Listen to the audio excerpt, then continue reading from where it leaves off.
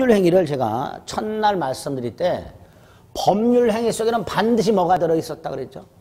의사표시라는 게 들어있다 그랬어요. 마치 찐빵하고요 팥앙금과의 관계하고 똑같다고 생각하시면 돼요. 앙꼬라 하지 마세요. 요즘은 극일의 기운이 충만한 시대인지 앙꼬라 하지 마시고 팥앙금. 반드시 찐빵 속에는 팥앙금이 들어있듯이 법률행위 속에는 의사표시가 반드시 들어있게 됩니다. 그러니까 법률행위가 유효하려면 이 의사표시가 정상적이어야 돼요. 의사표시가 비정상적이라면 법률행위도 무효나 취소할 수 있게 됩니다. 그럼 의사표시가 정상적이라는 게 뭐냐? 의사하고 표시하고 일치해야 되고 일치. 그 다음에 하자라는 게 없어야 돼요. 이게 정상적인 거예요. 뭐 더 생각해 볼 수도 있겠지만 우리 민법이 요구하고 있는 두 가지예요. 법률행위가 유효하려면 그 법률행위 속에 들어있는 의사표시가 정상적일 것. 그 정상적이란 게 무슨 뜻이냐? 의사표시가 일치하고 하자가 없을 것. 이게 정상적이라. 그러니까 당연히 우리 민법은 비정상적 의사표시가 뭐냐? 어떤 게 있는가? 이걸 규정하고 있겠죠. 법에서 의사표시가 정상적이면 법률행위는 유효다. 이건 규정할 필요가 없어요. 당연한 거니까. 그래서 법에서는 비정상적 의사표시는 법률행위에 어떤 영향을 미치는가 그걸 규정해 놓게 됩니다. 이걸 우리 민법이 4개를 규정해 놨어요. 비정상적 의사표시를 131페이지 보면 타이틀이 비정상적 의사표시 이렇게 돼 있죠. 지금 제가 주저리 떠드는 게 거기 딱 써 있어요. 줄이면 간단해요. 법률행위 필수 요소인 의사표시가 비정상적이라면 법률행위는 무효 또는 취소할 수 있게 된다. 그 비정상적 의사표시가 뭐가 있냐? 민법은 4개가 있다. 그 박스 안에 있는 그 4개예요. 자, 이때 이 비정상적 의사표시를 학자들이 연구를 해가지고요. 크게 2가지로 나눕니다. 하나는 의사표시가 불일치하는 경우. 일치해야 정상이니까 불일치하면 비정상 이렇게 되는 거죠. 또 하나가 의사하고 표시는 일치하지만 하자가 있는 경우예요. 하자. 크게 이렇게 2가지로 나누게 됩니다. 자, 이때 이 의사표시가 불일치하는 걸 학자들이 이름을 붙입니다. 의사의 흠결이라고.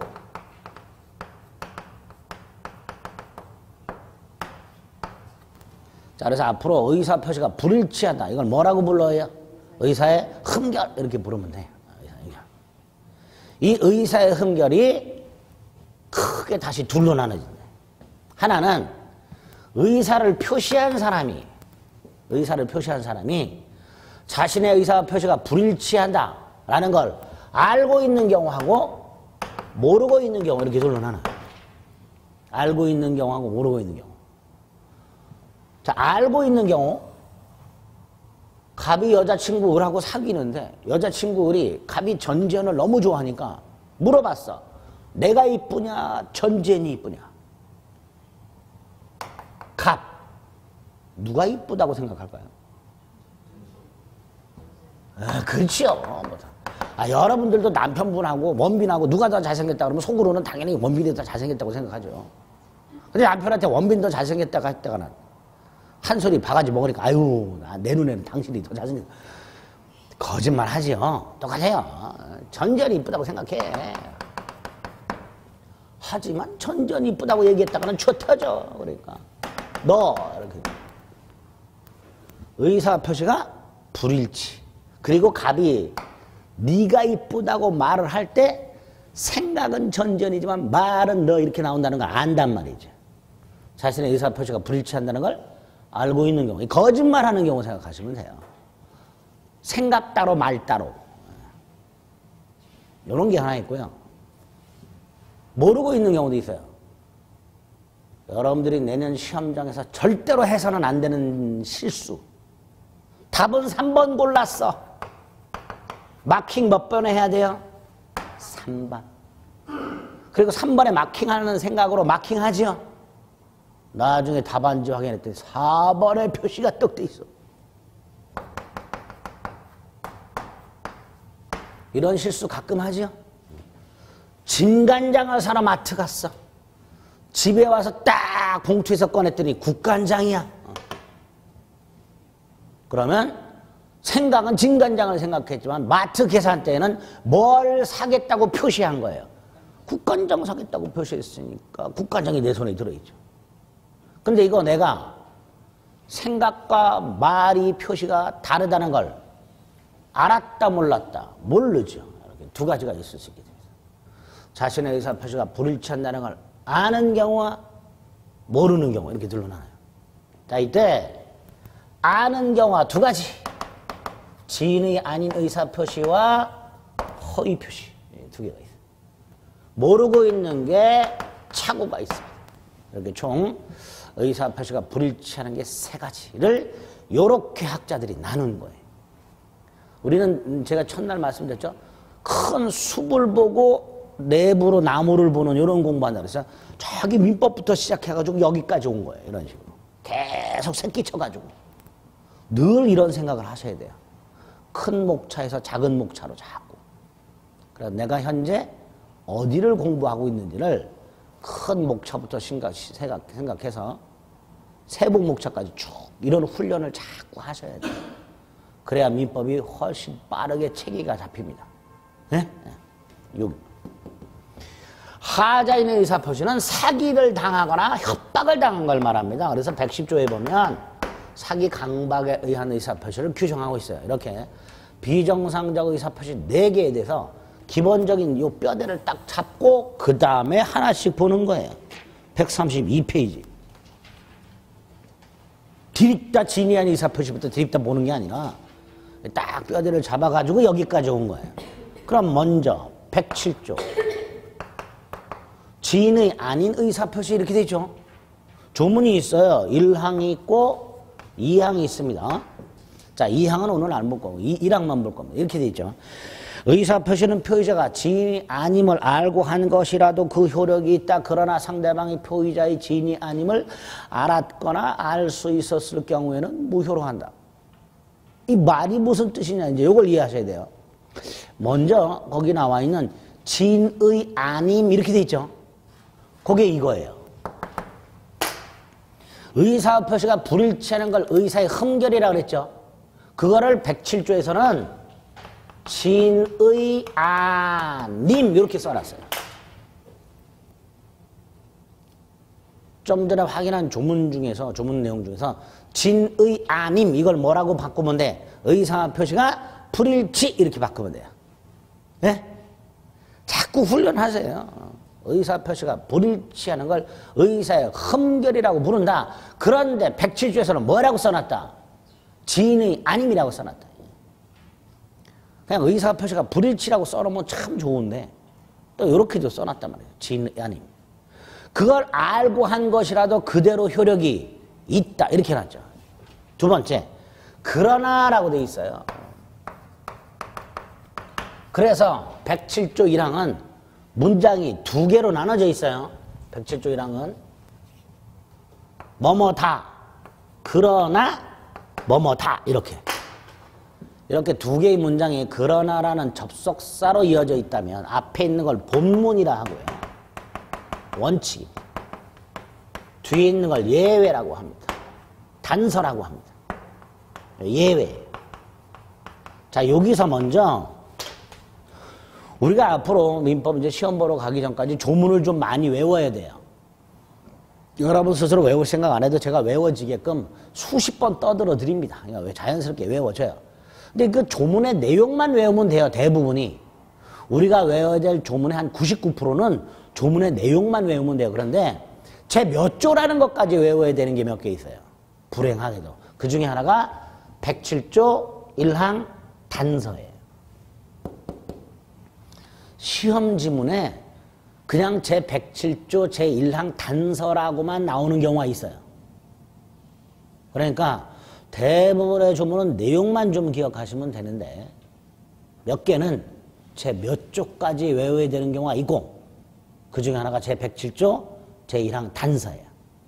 자, 일단 이렇게 조문을 생각하고 그 의미를 파악을 해봅니다. 먼저 107조랑 본문. 표의자가 지인이 아님을 알고 한 의사표시, 즉 자신의 의사표시가 불일치하다는 걸 알면서 한 의사표시는 그대로 효력이 있다고 그랬죠. 그대로 효력이 있다는 건 표시한 대로 그대로 유효하다 이런 뜻이에요. 어떤 게 있을까? 하나 기억하시면 돼요. 판례. 거짓 사직서 제출. 근로자 갑이 연봉 협상에서 조금 유리한 고지를 차지하고자 회사와 협상을 하면서 실제로는 사직의 의사 없이 사직서를 제출.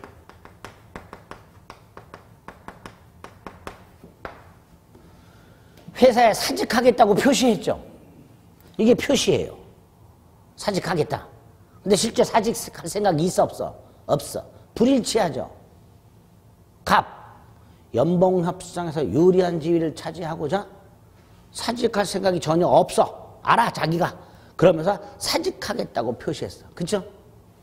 자신의 표시가 지인이가 아님을 알면서 했죠. 이게 전형적인 비질의 표시예요. 이런 게. 이때 107조랑 본문에서는 뭐라고 했어요? 표시한 대로 그대로 효력이 있단 말이죠. 그러니까 갑은 어떻게 돼요? 회사가 이 사직서를 수리하면 짐 싸야지. 그게 107조랑 본문이에요. 회사가 사표로 수리했어요. 갑이 나중에 회사 달려가가지고 사실은 사직의 의사가 없었는데요. 저 사직서 도로 다 가져갈래요. 저 계속 근무하게 해주세요. 소용없어요. 짐 싸야 돼요. 107조랑 본문에서는 그렇게 해놨어요. 이게 비질의 표시고 표시한 대로 그대로 효력이 있다 이 뜻입니다. 사직의 의사 없이 사직서를 제출했다. 원칙 짐 싸. 됐죠? 안 어렵죠? 내용이? 안 어려워요. 설마 이거 이해 못하시는 분은 없겠죠. 물론 이제 이렇게 얘기하면 이런 분들 갖고 갑은 엄한 짓을 했네. 아이고 하지 말지. 왜 했을까? 이런 거 생각하시는 분들 그러지 말고. 그건 법하고는 아무 관계가 없는 거고. 두 번째 단서. 단서는 뭐라고 되어 있냐면 상대방이 표의자의 지인이 아님을 의사표시가 불일치함을 알았거나 알 수 있었을 경우에는 무효가 된다. 이렇게 해놨죠. 네? 단서. 이게 본문이고요. 단서. 갑이 을에게 사직의 의사 없이 사직서를 냈는데 을은 갑이 사직의 의사가 없다는 거, 의사표시가 불일치한다는 거, 이게 갑의 진위가 아니라는 거를 을이 알았거나 알 수 있었다. 그럼 이 사직서 제출은 뭐가 된다? 무효가 된다. 이렇게 하는 거예요. 이런 경우 있을 수 있죠. 평상시에 뻑하면 거짓말하는 놈이 이놈이. 그러니까 사직서 쓸 때도 이 자식 또 거짓말이군. 아는 경우가 있을 수 있단 말이죠. 또 이 날짜가 만우절이야. 그럼 을은 달력만 확인했더라도 이 자식이 거짓으로 장난치는구나 알 수 있었단 말이죠. 이런 경우도 있을 수 있단 말이죠. 갑이 거짓말한다는 걸 상대방이 알았거나 알 수 있었을 경우. 우리 늑대가 나타났다는 생각해보세요. 늑대는 안 나타났는데 나타났다고 말을 했어요. 처음에는 나타났다는 말이 효과가 있어서 도망 다녀요.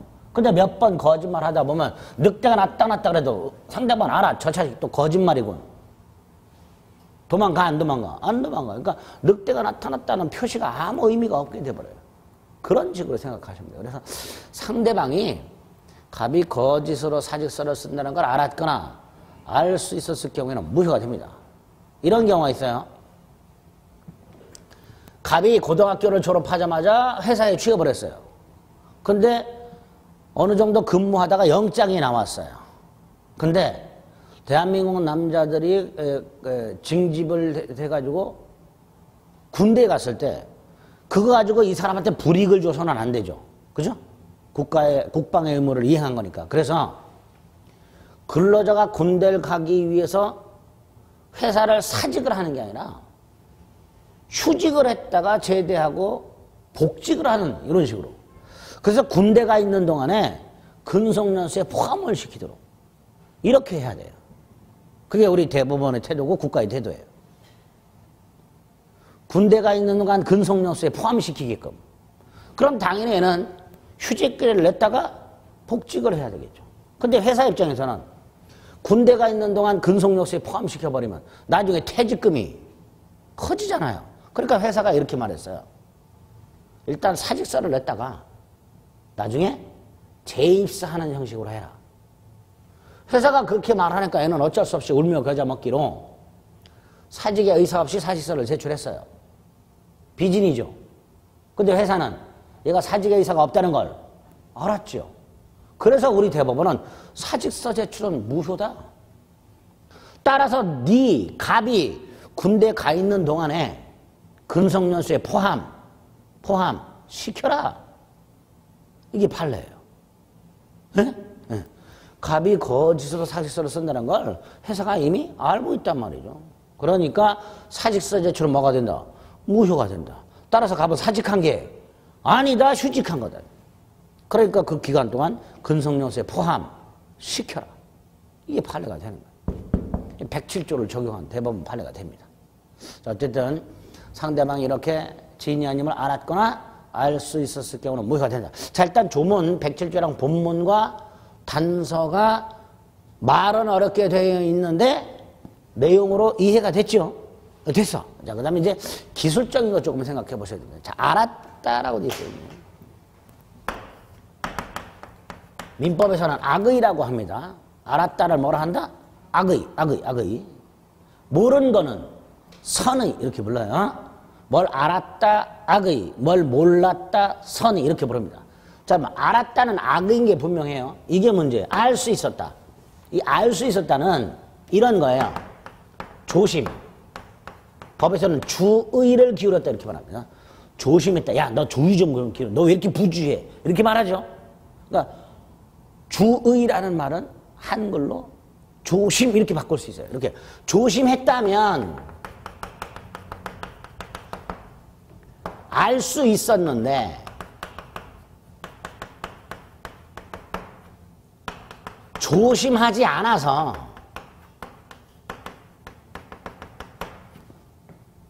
조심을 주의라 그랬으니까 조심하지 않은 걸 뭐라 그러면 돼요? 부주의 그러면 되죠. 부주의.